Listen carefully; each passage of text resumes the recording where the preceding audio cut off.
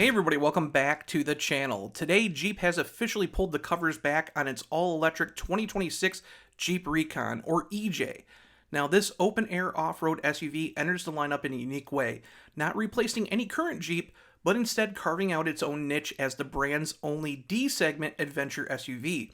Now, at launch, it arrives exclusively in the Moab 4xe trim, the most off-road oriented configuration Jeep could build. More trims will follow, but Jeep chose to debut the Recon in its most capable form to send a clear message about what this SUV is meant to be. Now, the Recon will have significance here in North America, but Jeep also expects it to play a meaningful strategic role in select global markets where tightening regulations make traditional off-roaders more difficult to enter. That being said, the focus of the Recon's engineering and purpose is squarely aimed at Jeep's core markets and core fans. Now, the Recon isn't meant to replace the Wrangler, like I said before, or the new Cherokee, and it doesn't step on the Grand Cherokee's toes either. Instead, it fills a gap that Jeep hasn't directly targeted before. It brings true Jeep capability, real open-air design, and modern technology into a package sized between a Wrangler and the new Cherokee. That alone puts it in an interesting position, big enough to be functional, small enough to be nimble, and rugged enough to satisfy buyers who want a proper adventure SUV without going full Wrangler. Now, underneath the Recon sits the STLA Large platform, the same architecture powering the new Dodge Charger Daytona and six-pack models. Now, while Dodge has tuned that platform for on-road performance, Jeep reworked it to excel in durability, low-speed control, and trail confidence. The 100.5 kilowatt battery and both 250 kilowatt electric drive modules, or EDMs, are heavily protected with high-strength steel skid plating, making the Recon one of the few EVs engineered from the start to survive real off-road impacts. Jeep also spent a considerable amount of time tuning throttle response to deliver smooth, predictable torque, something that's crucial when climbing rocks or navigating technical trails where instant torque could hurt more than it helps.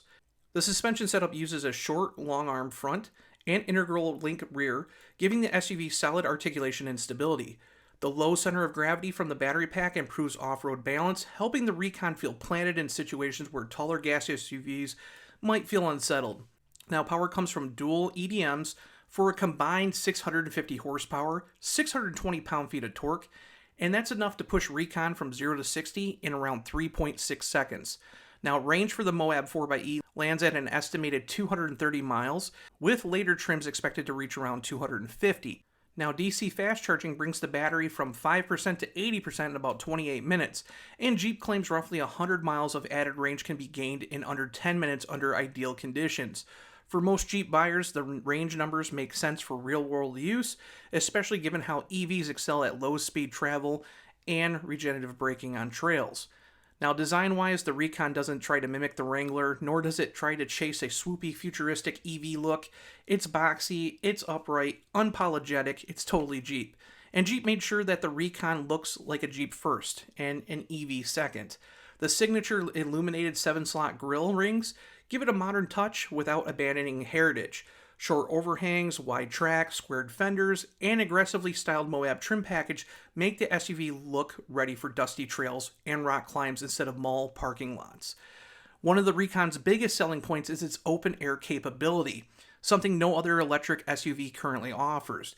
Jeep engineered the doors to be removable, the rear quarter glass to be removable, and even the swing gate glass to pop out without tools. Buyers can choose between a dual panoramic sunroof or the Sky One Touch power top, which slides open at the press of a button.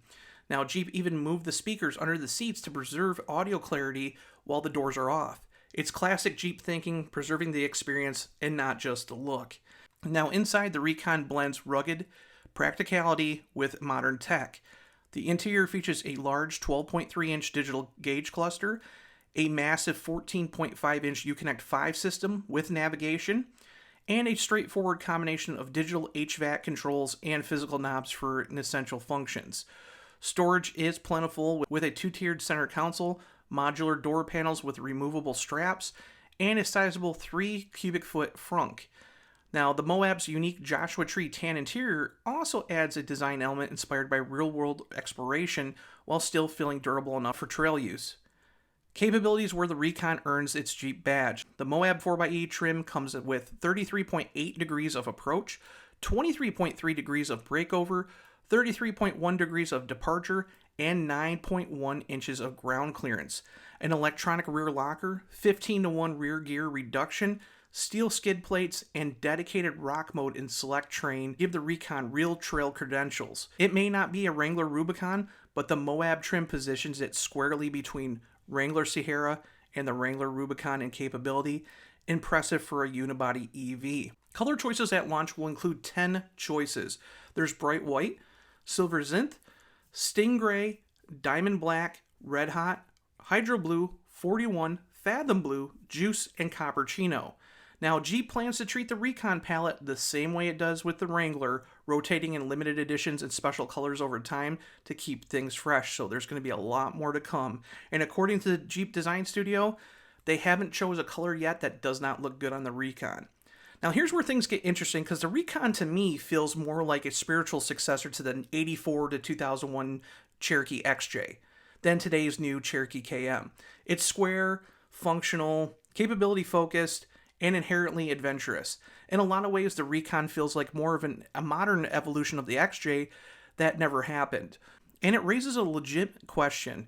If Jeep offered the Recon with hybrid or ICE options, would they even need the new Cherokee KM? The Recon has the size, the mission, the attitude, and the capability to fulfill multiple roles across the lineup. So on the pricing front, Jeep says that the 2026 Recon will start at $65,000 before destination. Now, after adding the mandatory $1,995 destination charge, you're looking at a starting price of $66,995 before options, taxes, and incentives. Production will begin early next year at the Toluca assembly plant in Mexico, with initial launches in the US and Canada before a broader global rollout. And if you want a deeper dive into the numbers, the specs, or capability details, I've posted a full breakdown over at Mopar Insiders. The link is in the description below, along with a full photo gallery so you can scroll through all that too. So I hope you guys enjoyed this little first look at the Jeep Recon. I can't wait to spend some time behind the wheel of this thing and see how different the STLA Large platform is compared to my Dodge Charger Daytona. But let me know down below what you think of the new Recon. Do you think the performance of the EV version is enough, or would you consider it if it had a hybrid or ICE powertrains instead? Also, make sure to hit that like and subscribe button if you haven't already, and make sure to hit that new hype button too. And I will see you guys all in the next video. Bye.